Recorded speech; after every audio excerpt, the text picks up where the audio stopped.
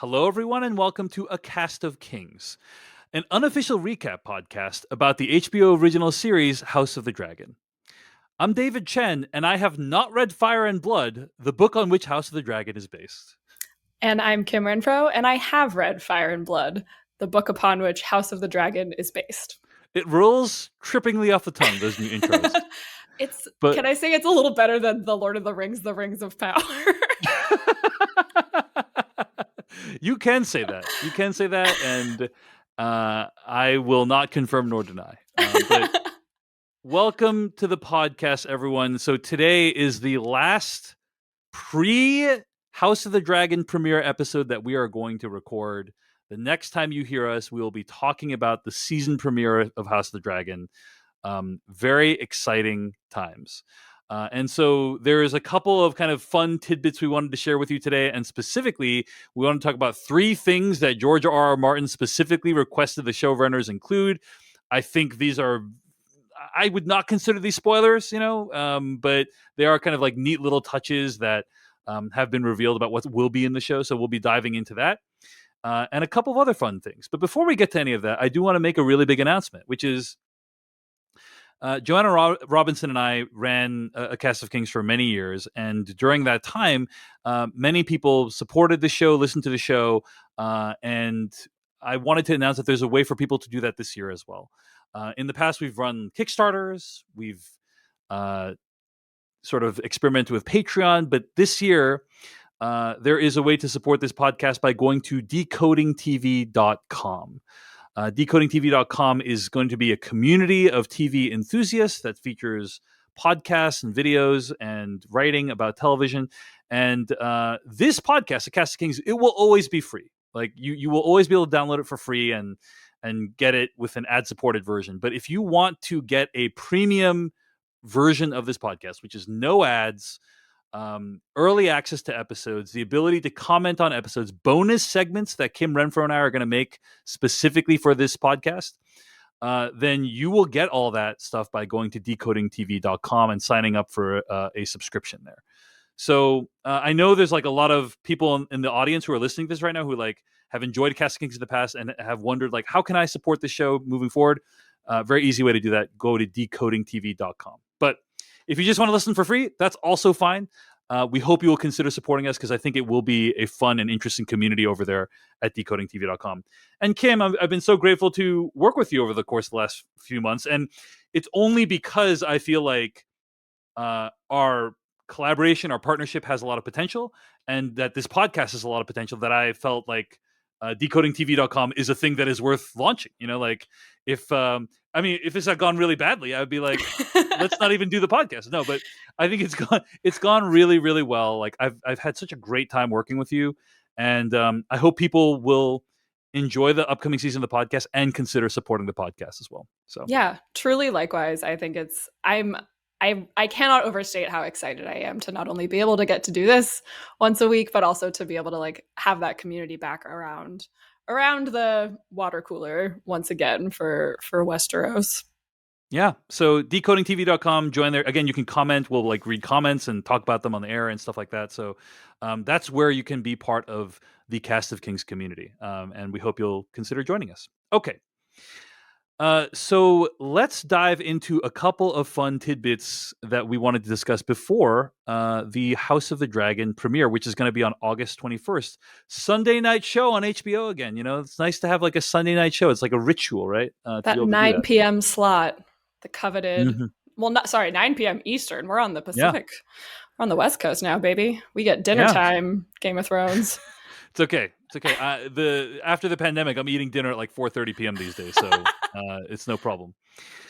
Okay, so Kim Renfro, in your travels last few weeks, you have been talking with people involved with the show, and you've gotten some fun little bits of trivia that we wanted to share with folks today. One of the things that you gleaned from some of your interviews and conversations is how young some of the people that are in House of the Dragon actually are, right? Yeah, it really struck me. I was interviewing Millie Alcock and Emily Carey, who play the young Rhaenyra and Alicent, respectively. And especially seeing them, I think, outside of their costumes and the wigs and everything, like it sort of struck me that they seemed on the slightly younger side. Like, pretty sure that they're in their early 20s. Millie might actually be 19.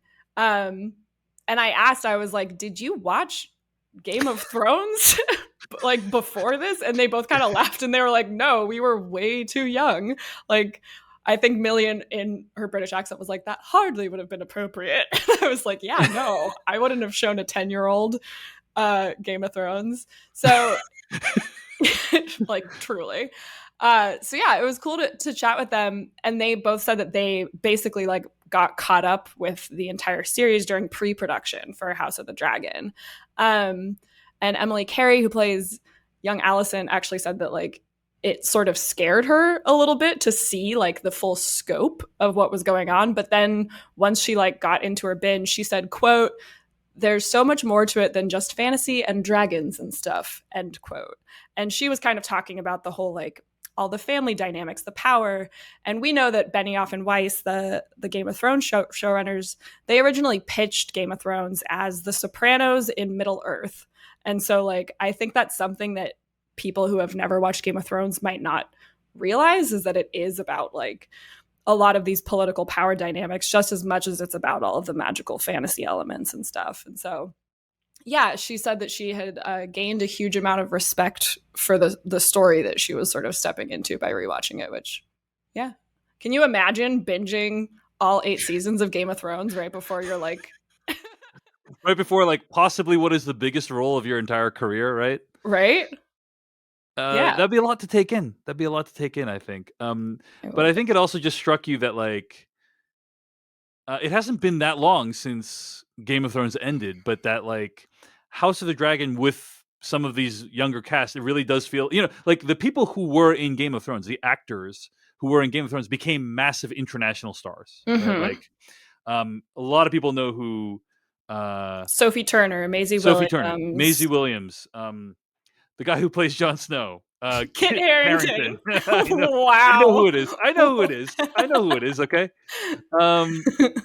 Those people are now like internationally known actors, and yeah, it feels like with House of the Dragon we're about to see another. There's people we know like Olivia Cook and Patty Considine and stuff like that, Matt Smith, but there's going to be like a whole new crop of actors that like everyone's going to know now, and we're at the moment as we're recording this, as we're talking about this right now, before that explosion occurs. Like they're at this unique moment in time where it's very possible they're going to be a big deal. And the like the fact that we are fully at a new generation of potentially like younger audiences tuning in is really fascinating, because like the fact that the actors themselves couldn't tap into that part of the culture when they were in middle school and high school, and now they're entering young adulthood. And the fact that I'm like, are we gonna get like Gen Z discourse on House of the Dragon? Because it's like, it's been what,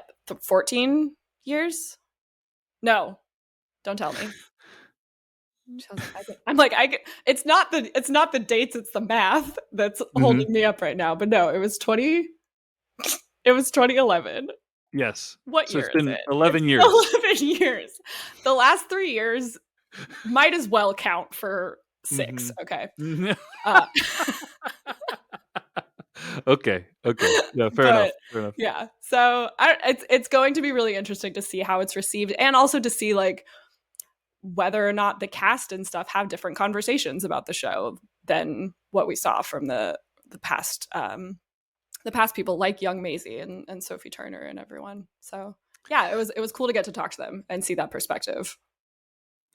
So I'm going to pull an audible here, Kim, and bring up a topic that we did not discuss beforehand, but that I wanted to just comment on before we get to the final topic today about what George R. R. Martin wants on the show. I saw this tweet from Peter Kafka that he made about House of the Dragon. He said, quote, yes, HBO/Warner/Discovery need the new Game of Thrones prequel to work. So do lots of other people in the content ecosystem. Here's a plucky site from New York that has 3 posts up 11 days before launch. Gotta get that early SEO flag planted, end quote. And then he basically quote tweets those 3 New York Times from 3 New York Times pieces that here is the titles of the New York Times pieces. Quote, can House of the Dragon be HBO's next Game of Thrones? In House of the Dragon, Patty Considine claims the crown, and also House of the Dragon is coming. Here's what you need to know. End quote. So even the New York Times, aka possibly the most successful media website in the country right now, needs to get into that Game of Thrones content action. Mm-hmm.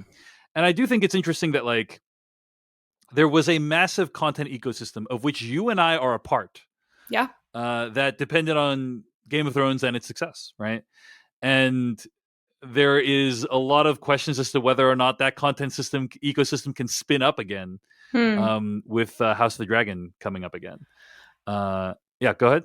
Yeah, I mean it's interesting because I think that content machine will be there again, but its role is going to be drastically different than, especially in the final seasons of Game of Thrones. Not that the content machine wasn't there from the beginning, because it was, but like the intensity to which there was like, I mean, I myself, as you said, was absolutely part of it. I was writing like 10 articles in 3 days sometimes about like the latest episode or whatever. But I think that a lot of that was driven by this desire to know how the story ends. Like all of the fan theories, the analyses, like the photos like from the next episode. That was bananas. How I could throw like 10 pictures that HBO sent me into a slideshow and get like 15 million page views on Wow. literally just like like generic photos of the cast just looking good and cold or sweaty depending on where they were in the world and stuff. And so with House of the Dragon it's interesting because like a big piece of that content economy isn't going to be there anymore in terms of like, I don't know, we can't really do a like here are theories on how this is going to end because we already know largely like how it ends, or we can't. Yeah. Not that people aren't still interested in set leaks, but they aren't interested to the point of like, is Jon Snow alive, like that type of stuff. And so I think that there will be probably like a condensing, but I'm excited because that leaves room for more of the like reflection on why this is good television, regardless of whether or not it's managing to like shock us with a twist or like land an epic story that is unfinished in the books. It does feel like the days of the monoculture are behind us, where like everyone we know is watching Game of Thrones, and I am so curious, like how many people are going to be watching the show, how many people are going to be listening to the podcast, and as you said, like even if there wasn't that component removed of now we actually know what happens, um, I feel like it's going to be a come down from Game of Thrones, both because of how that show ended and because we live in a different era, and it's years after Game of Thrones ended, and like the question is whether Game of Thrones moment as part of the zeitgeist is over. Right, that's kind of the question for me. Is like, did it had it had an amazing, spectacular moment where everyone knew what it was and was talking about it, and it ended, and it's like, is that it? You know, is it over, or can it come back again? I don't know. It's rare to see a show sequel do that, or Yeah. prequel do that. I mean, we saw it to some degree with Better Call Saul, you know, which just wrapped up this past week, and I saw a lot of conversation about it. But I think even at its biggest, like I don't know that the conversation around Better Call Saul was as total. Like I'll tell you this: I know only one other or two other people in my life that are watching Better Call Saul, whereas Game of Thrones, like literally everyone I know was watching Breaking Bad or Game of Thrones. You know, those were like ubiquitous shows. So, Yeah. yeah.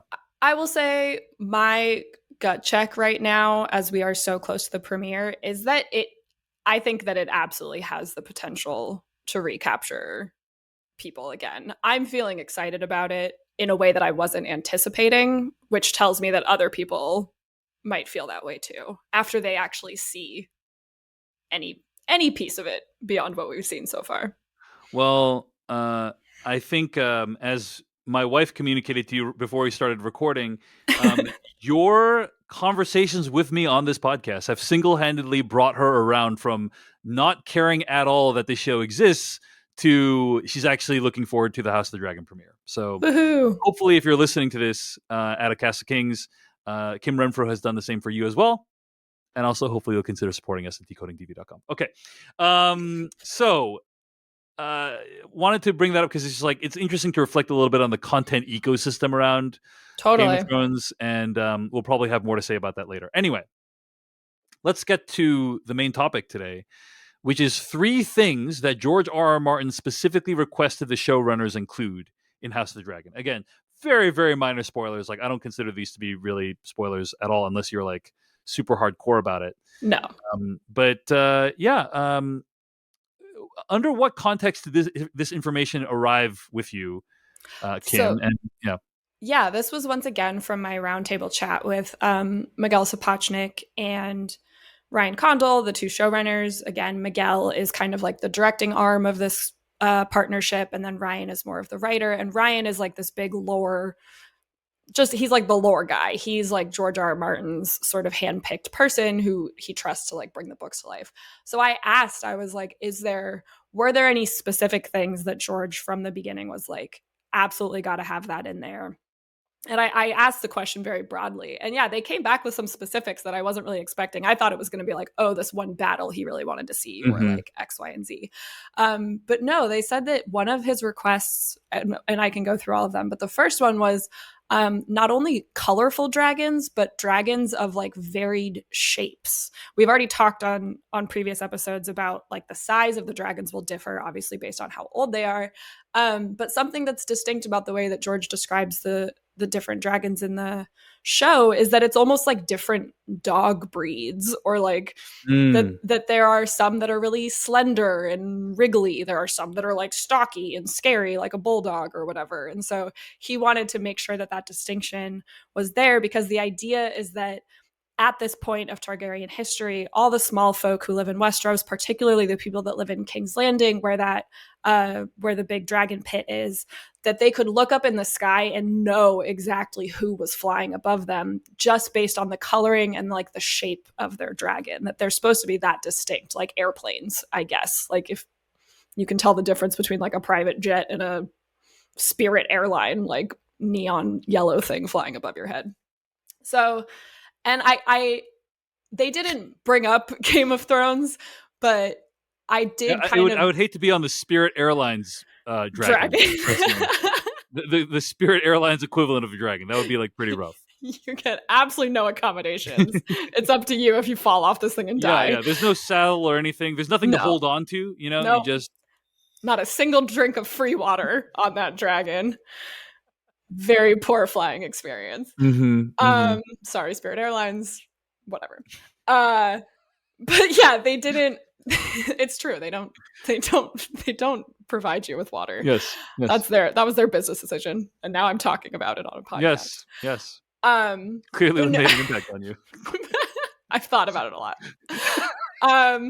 But no, they. In Game of Thrones, Dany's dragons did start out kind of being distinctly different colors. Like their coloring was sort of supposed to match their names. I don't know if you knew about that, how like the one that was Rhaegar was more green. Drogon was supposed to be like black and red, and Viserion was like cream and gold. And so each of the dragons in Fire and Blood also are given similar like coloring descriptions. So basically just like kind of be on the alert for kind of registering like the color and look of each dragon as you see them associated with a different Targaryen, because then you're going to be able to do what the small folk in the show can do and be like, oh, that dragon that just flew overhead that's so-and-so coming back to Red Keep or whatever it is. So that was cool. And then the second thing that George requested, which also has to do with colors, apparently George is just real big into colors, was he specifically wanted them to make sure and have really bright heraldry for all of the different like lords and ladies of the court, for the people that you might see in like tournament settings or just like out and about in the rest of Westeros. And this is again something that was definitely present in Game of Thrones, but it got kind of dulled over time, like a lot of the armor kind of looked similar. You had to kind of memorize like the helmet shapes to identify House Stark soldiers, as opposed to like being able to see them at a glance and know like, oh, that's House X, Y, and Z. And so I think that you can already see in the trailer from like a couple shots and stuff that there are like really vivid greens or reds or blues, really distinct big flags and like heralds for each of the houses.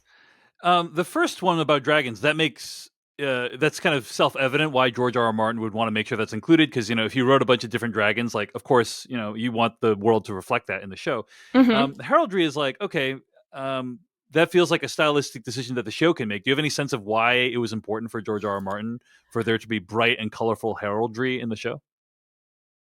Yeah, so the way that Ryan Condal phrased it, he said, quote, "It's such a time of high decadence and peace and wealth and prosperity for the realm, so everybody would really festoon themselves in their house colors." I love that word. Mm-hmm. Festoon. It's a I'm time of obsessed with great that. festooning. It was the festooning of times. It was the worst of times. The lack of festooning in times. Yeah, Uh the festooning vacuum was palpable uh, in the Song of Ice and Fire time. yep. So So yep, I guess George had it in his mind that like he really wanted to show off that like festooning, and he conveyed that it has an importance in the story. And I think that again, we saw bits of that in Game of Thrones where like the gown that someone was wearing spoke very clearly to their line of thinking or to their political ambitions. Like Cersei had a number of like very elaborate Lannister colored gowns that she would wear in situations where you would think she was wanting to align herself more with the king. But as we knew, like the Lannisters were kind of vying for power the whole time. So she was constantly in Lannister colors as opposed to Baratheon colors while she was at court. So I think that George just, I guess, wanted to like really convey that more clearly through the show. So they said that that's something that they paid attention to when it came to all of like the production design elements and stuff. it is interesting to think about. Like, I guess when times are good, you like dressing up a little bit more, and when Robert Baratheon is king, that's when it's time for the gray drab colors to come out. I guess Sure. Or I guess like in the logic of the story, if you're very wealthy and all of the trade is going well in your kingdom and whatever, that you would be able to easily access like really beautifully dyed cloth or like Hmm. have custom things like that made for you. Whereas if you're in wartime, you're probably wearing the same thing over and over again. Trade routes might be cut off. Everything gets a little bit shabby. So they didn't tell me that, but I can see that logic being Kim in the has the entire Kim has a functioning version of Westeros like kind of inside of her head going at all times, like a terrarium basically, and so like that's what would yeah. happen in the world according to the one inside your head, basically, right? Yeah, please send help. Okay, so that's thing one and two, which is colorful and varied dragons. The second thing is bright, colorful heraldry. Hmm. Uh, pretty, I have to say, so far, pretty minor things, that Right. George R. R. Martin wanted included in the show. Yeah. But go ahead. So, what's the third thing? The third thing is funny. It's a correction to the Mm, record that was established in Game of Thrones. I believe in the first season. There's a scene where Aemon Targaryen, you remember him from, he's the guy up at the wall yeah, who, old guy, right? old guy, took the black, talks to Jon Snow a little bit, and he like mentions something about the line of succession when he was a boy.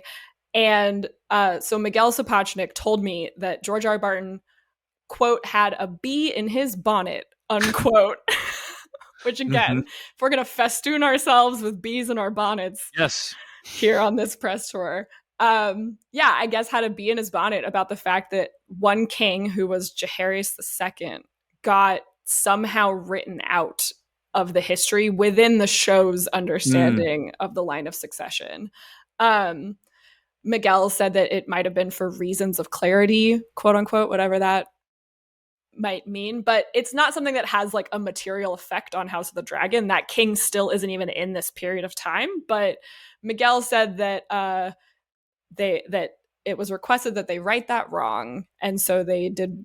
I'm assuming that we can be on the lookout for some like little aside line mention, maybe, or like maybe that's not even going to come into play until future Because these aren't seasons. like major character. This isn't like a major character in the show, as far as we know, right? No, it's literally just one line about one king who was not an actual character in Game of Thrones, nor is he a character in Fire and Blood, at least in this section of Fire and Blood that they've begun to adapt. And so I guess it was just George being like, I need my show canon succession to be correct. And so they're gonna Good, do what good, they good George can. R. R. Martin impression there. The Thanks. Better or worse than my Spirit Airlines it's so interesting to think about, like, George R. R. Martin being like, okay, this show is an opportunity to write. It's like having a second kid, Mm, and you're like, I'm gonna, do everything right this time that I messed up with the first kid or something like that. sure. Um, but it's also interesting that these would be like some of the big things that he chooses. Like I guess the implication one could take from this is like he's actually okay with everything else about the world of the show, right? Yeah. Like largely he is happy with the world the show built and so on. I mean, what has been the totality of George R. R. Martin's reaction to Game of Thrones, the show? What do you know about like how he felt about how the show ended, which was past obviously where his books were? Yeah. That's a weird one because it's hard to gauge because he sort of went dark on like he wasn't Yeah. posting a lot of blog updates like during the later seasons, all under the statement of I need to work on the Winds of Winter, so therefore I'm not writing any scripts for the show, or therefore I'm not Hmm. as involved as I want to be, or like as I could be in theory. um but so like I've only ever seen him say positive things in passing of like wanting to congratulate Benioff and Weiss on landing that boat, on celebrating the Emmys that the show has won and everything. But he really stayed away from talking about any specifics towards the end there. And so it is interesting to now see this press tour, and he's doing a few more interviews, and he is definitely like he's on full active blog mode again on his not a blog, on his website. That's what he calls it. Even though it is a blog, but he calls it not a blog for inside joke reasons that I'm Hmm. not aware of. Um, and he has had nothing but like great things to say about House of the Dragon so far. He said that he's seen rough cuts of every single episode, thinks it's fantastic, think that they really nailed the tone. He seems to really like Ryan Condal and his understanding of Westeros and these characters and stuff. And so, yeah. And not that this means anything, I'm not adding meaning to this, but you can take from this what you will. But he said very similar things about Benioff and Weiss in the early seasons of Game of Thrones, also. Hmm. He Hmm. was never, from the beginning, he was never like, oh, I had to sell my baby against my will. He was like more He's than not like an happy. Alan Moore type who Yeah, no. doesn't love derivative creations of his works or anything like that. Yeah. Um, And he's dropped critiques of it. Like there have been some books that have come out about HBO or about Game of Thrones. He's done some interviews where he'll critique like a certain choice that was made, but only to say like I would have done that differently. Like the one that I can think of is like he said that he didn't understand why Dany's wedding scene was changed so that her and Khal Drogo's first sexual encounter was less consensual slash mhm. not consensual at all. He said that he wouldn't have done that. And like he also said something about the way that King Robert's boar hunt was filmed, like wasn't satisfying to him in terms of like what he had envisioned in his mind. But that was like budgetary reasons, right? Yeah, Like, yeah. so I don't know. So it sounds like overall, he's been totally cool with how the shows have done Game of Thrones, and like has always been in general, and continues to be with some minor issues. Yeah, I don't see that it would be in his interest to go around trash talking uh Well, the it's a thing good thing that has artists made always him. do things in their own interests. That's true. Yeah, but yeah, I mean, sometimes artists don't. But it seems like either he genuinely has affection for how these shows have brought his world to life, and or he knows what's good for the pocketbook, right? So, all right. Well, I think that is about it in terms of what we wanted to cover today. I do want to say, in addition to supporting this podcast at decodingtv.com, you'll also be able to find us on YouTube and TikTok, acastofkings.com/YouTube, acastofkings.com/TikTok, where we'll be uploading both entire episodes to YouTube and also clips onto TikTok. But before we wrap up, Kim, any other thoughts you want to send people away with as we enter the weekend of the House of the Dragon premiere? I would just say if you're even the tiniest bit excited, lean into that excitement, because if you like me derived a lot of joy from seeing this world brought to life, I think we could all use a little more excitement and fun things in our lives. And so if this gets to be one of them for the next few months, I think that's rad. And I'm excited. I agree. Thanks so much for listening. Find us at acastofkings.com. Email us at acastofkings@gmail.com. And we'll see you. We should say, like, scheduling wise, I believe the current plan is for um, supporters at decodingtv.com to get this podcast hopefully Monday morning to mid afternoon.